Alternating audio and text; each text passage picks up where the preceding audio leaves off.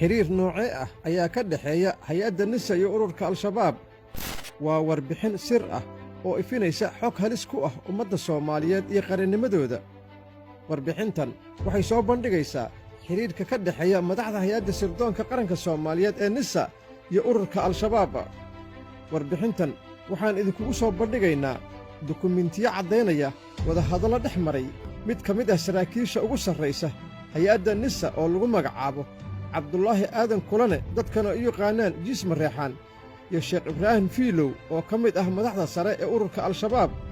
ahna waaliga al-shabaab ee jubbooyinka cabdiraxmaan waxa uu ka mid ahaan jiray mooryaantii gobolka gedo xilliyadii dagaalladii sokeeye wuxuu soo noqday ilaalada gaarka ah ee korneel barre hiiraale dukumentiga aan hayno waxaa ku cad shirqool loo maleegay madaxda sare iyo malaayiin dollar oo laisdhaafsaday loona xawilay ururka al-shabaab haddaba nisa ma waxay hantida qaranka ku bixinaysaa kobcinta awoodda al-shabaab si ay u xaqiijiyaan dana gaar ah mise al-shabaab ayaa amniga dalka ka shaqaynaya al-shabaab waa urur ay caalamku u aqoonsan yihiin argagixiso kana dagaalama soomaaliya halisna ku haya waddammada gobolka geeska afrika sida dalalka kenya soomaaliya etoobiya iyo jabuuti si gaar ah dalalka gobolka ee ay ku xoogaysteen waxaa ka mid ah dalka kenya oo dhowr jeer ay weerarro ka geysteen xogahan waxay caddaynayaan sida al-shabaab muhiimad u siinayso inay wax ka ogaato shakhsiyaadka sirdoonka soomaaliya ka tirsan ee la shaqeeya sirdoonka kenya iyo sida hay-adda nisa ugu dadaashay inay wiiqdo maamulka jubbaland iyadoo heshiis la gelaysa ururka al-shabaab weli ma isweyddiisay ciddii ka dambaysay dilkii allaha u naxariistee injineer yariisow duqii magaalada muqdisho ahaana guddoomiyihii gobolka banaadir jawaabteeda waxaad ka helaysaa sheekada dhex martay labada mas-uul ee ka kala tirsan nise iyo ururka al-shabaab iyagoo weliba u sheekaysanaya si qaab qaraabannimo ah waddadii injineer yariisow uu ku baxay waxaa loo qorsheeyey siyaasiyiin uu ka mid yahay ra'iisul wasaaraha dalka soomaaliya mudane xasan cali khayre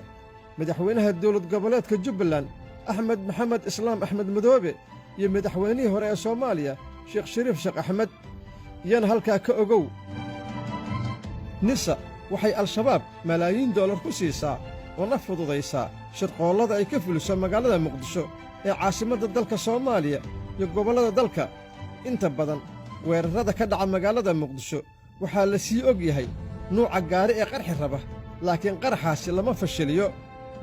mararka qaarkood waxaa suuragal ah in aagga uu qaraxa ka dhici rabo mid aan ahayn in xoogga amniga la isugu geeyo si shacabka loo jahwareeriyo al-shabaab lacag laguma siiyo keliya inay fuliyaan shaqadoodii arxandarrada ahayd laakiin waxaa sidoo kale malaayiin dollar lagu siiyaa inaysan wax howlgal ah ka fulin magaalada muqdisho maalmaha qaarkood taasoo ujeeddooyin gaar ah laga leeyahay sida bisha barakaysan ee ramadaan ama muddo cayiman sida 40kii maalmood ee qaraxyadu hakadeen cabdulaahi kulane wuxuu 25kii bishii maarso 1 milyan iyo bar dollarka maraykanka ah u diray sheekh cabdiraxmaan fiilow oo la sheegay inuu markaa ku sugnaa bu'aale waa heshiis cusub iyo howlgalka cusub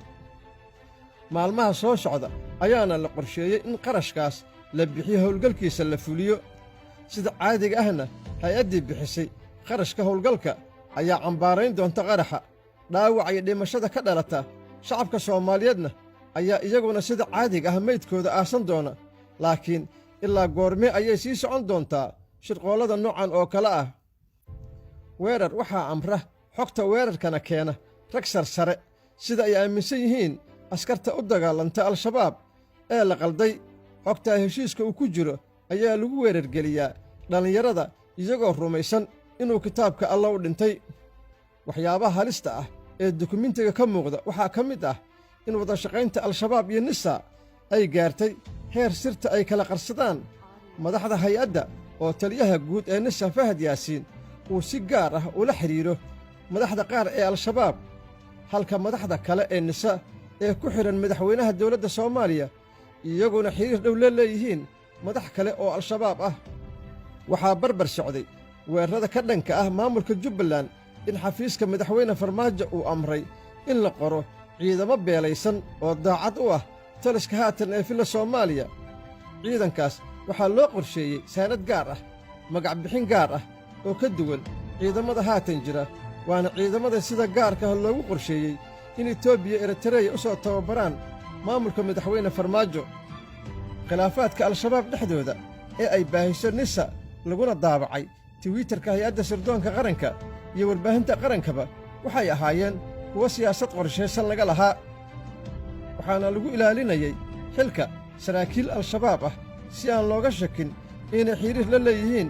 madaxda sirdoonka soomaaliya loogana beddelin boosaska ay hayaan al-shabaab iyo nisa waxay hadda noqdeen laba urur oo dantu midaysay halkii ay ka ahaayeen koox argagixiso ah oo shacabka laynaya iyo hayd qaran oo shacabkeeda difaacaysa waxaana saraakiil laga eryey shaqada nisa ay qireen inay heleen caddaymo ku filan si loo soo eedeeyo taliyaha hay-adda nisa fahad yaasiin laakiin taas beddelkeeda waxa uu fahad yaasiin xilkii uu ka qaaday taliyihii sirtaasi sheegay waxaana laga ruqseeyey shaqada ciidanka wuxuuna ku baxsaday si lama filaan ah xilli la qorsheeyey in la xidho ama la dilaba si sirtaas iyo caddaynteeda aan loola wadaagin haydaha dabagalka iyo la dagaalanka argagixisada caalamiga ah haddaba waxaan sugaynaa inta laga fulinayo shirqoollada qorshaysan oo halis ku ah jiritaanka soomaaliya iyo badqabka muwaadiniinta iyo madaxda dalka hoggaamisa iyo kuwii hore ee u soo maamulay intaba shacabka soomaaliyeed ha baraarugo hana ka feejignaado masiibada haysata